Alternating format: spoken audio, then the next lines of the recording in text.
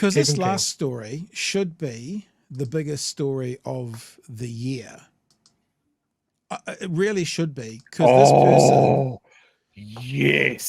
this person is suggesting our health system might go broke. So I'm going to play you a little bit from, he was with Paddy Gowers doing stuff with RNZ. I had no idea, but this is always a thing when media companies shut down. Everyone, wails and gnashes their teeth. The on-screen talent is normally okay. It's actually the producers and the backroom guys and they're the ones that get impacted. We said that about Today FM when it fell over. Tova went somewhere else. Duncan Garner went somewhere else. They've all got these profile people all continue to work on. It's the little underlings that that get screwed over. Anyway, Lester Levy, who is I'll show you something interesting. Do you remember, what do we call Mr. Levy, the Health New Zealand Czar? Look what TVNZ's referencing him at the moment. That's interesting, isn't it? Oh. Health Czar, Lester Levy.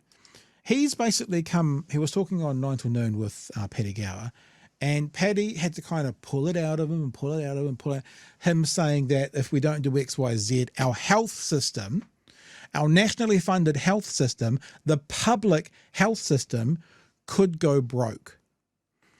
And remember, I think we spend about $30 billion a year on health, and they're currently spending more than half of that on tax refunds and reimbursements for landlords, $14 billion and $3 billion.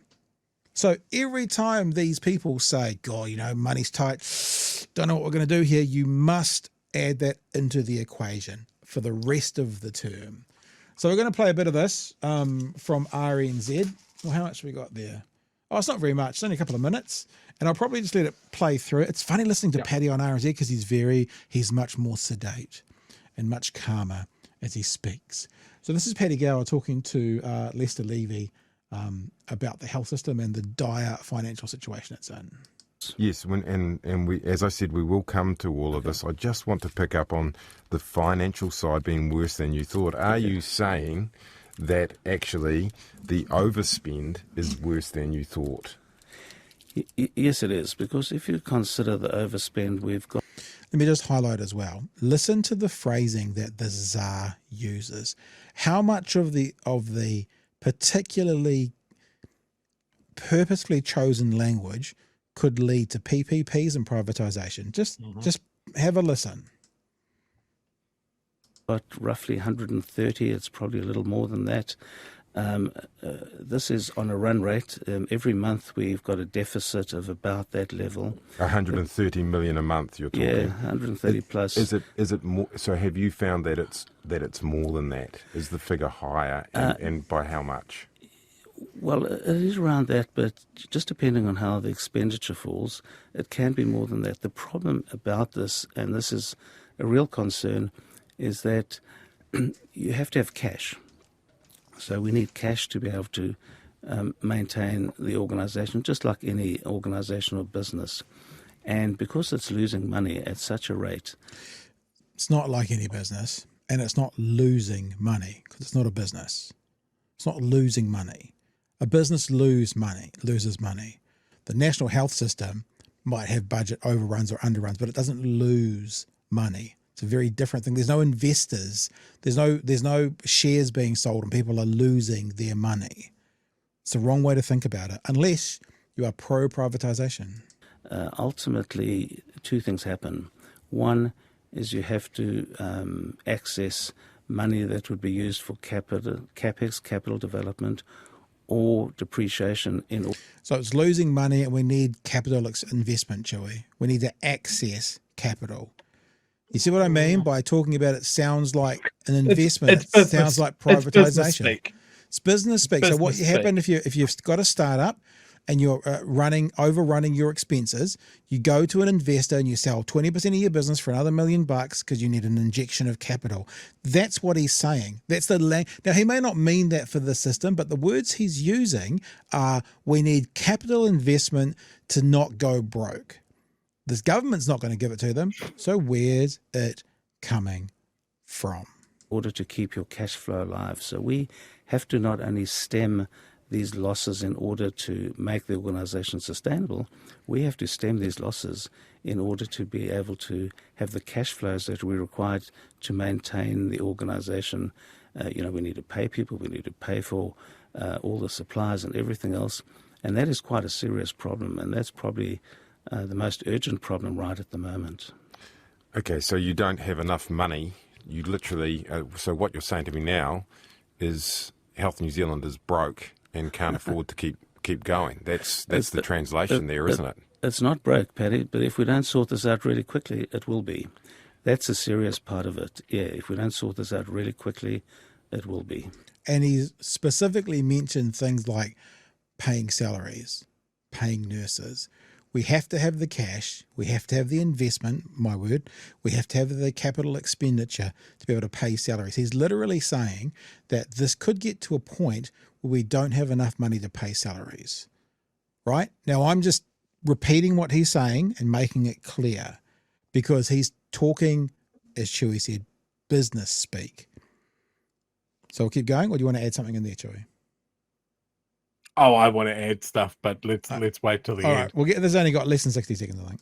So how quickly are we talking here before Health New Zealand goes broke, Professor Levy? Well, not sure exactly at the moment because, as I say, some of the systems aren't that great. Talking out of my ass. We need to move on So this you quickly. you can't actually tell if Health New Zealand is going to run out of money and not be able to pay people, and that's we could do that with a reasonable degree of accuracy, but what we need to do is get these savings in place so that we can actually secure that position.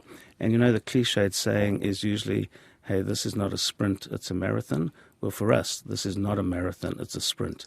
Remember, we've told you again and again and again, this government is not looking and explaining what the best outcome is. They're looking to hit budgets and move fast, and break things. 21 seconds to go, Chewy. You can hold it. I know you can. I'm watching you. We have to move really quickly to secure our financial position as quickly as possible in order to overcome this particular cash flow issue that is hanging over us. Are we talking days here, Oh, weeks, months? No. Many months. We need to sort this out, before Christmas, I would say. There you go, Chewy. Now I'll step back and you can explode if you would so choose so. So the health czar is now threatening, putting out there to the country, if you don't tighten your belts in the health system, it's going to go bankrupt and no one's going to get paid. Usually, if you've got a business and you've got shareholders and you need money, you go to the shareholders. In this case, because our health service is publicly funded, the shareholder is the government. Yep. So what he is saying is the government is not injecting enough money to keep our health system working. And this, to me, screams privatization. Yeah. From the top of every hospital building in this country, this health czar wants to privatize the shit out of it. He's written articles about it in the past. He loves privatization. He loves private healthcare. He's made a lot of money out of it. And that's what the government can't run the health system. The private guys can. This is what they tried in the UK. And they gutted the NHS. Yeah. They left an absolute shell of what it once was. And it's still tottering, waiting for someone to kick the whole shambles over and sell it off wholesale. These economic vandals are setting the condition. They are manufacturing a crisis. We now have nurses graduating that cannot get jobs at the same time that the hospitals are saying, we need more nurses. How the fuck does that work? He's talking about having to pay wages and pay for supplies. I'm talking about having elderly people dying in the hallways. The problem with this government is that they get the cost of everything, but the value of nothing. If you are setting a government budget, look at what you have to do. Maintain hospitals, build new hospitals, hire new nurses, make sure the junior doctors are paid enough to keep them here. All of these things to keep it ticking over. And you can copy that, paste that to everything else. police, education, the whole works. What do we need to do all of these things? Yeah. You work out how much money that is, then you go, how do we get that money? And I'll tell you what, chat, this will surprise you. The Greens fucking solved this problem by going, we need a wealth tax for the very tippy top. The very top earners, not even that many of them. And we just want them to do a little bit more. And we wouldn't be talking about this. But everything about this, it circles back to the one point that we're going to keep on hammering into people's skulls like it's a nail made out of frozen dog piss. This government chose to give landlords money and then borrow more money to make sure that they absolutely went through on time, then fund hospitals, education, police, and absolutely critical national level, generational infrastructure.